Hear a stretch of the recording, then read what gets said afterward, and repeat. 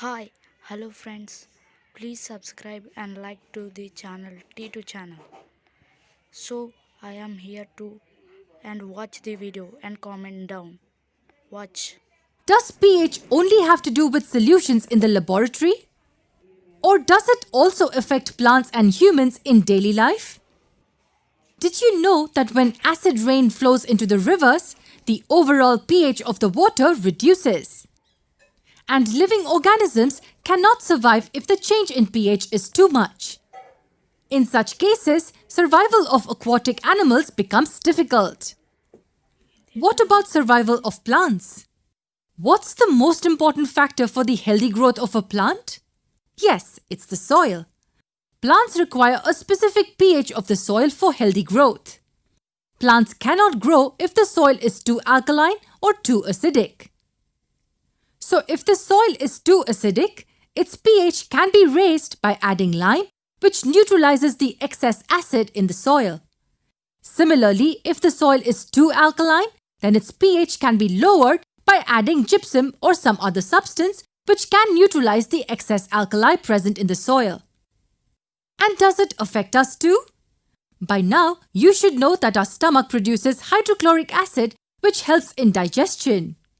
Sometimes, if too much acid is produced, it causes pain and irritation.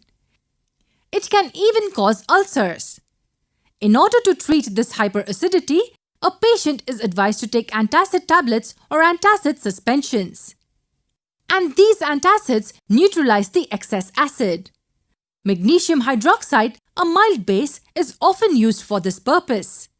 And the reaction looks something like this. The acid is neutralized to get salt and water.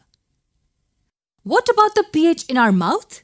Yes, the pH in our mouth also has an effect on our teeth. Tooth enamel is the hardest substance in our body and does not dissolve in water and mildly acidic solutions. However, it gets corroded slowly when the pH in the mouth falls below 5.5. But how does the pH fall below 5.5? When we eat food, some food particles remain stuck to the teeth. Bacteria present in the mouth produce acid by the degradation of the sugar and food particles present in the mouth. This is what causes decaying of the teeth. What's the best way to avoid this? We should clean our mouth after eating food. And something even better would be to avoid eating sugary foods.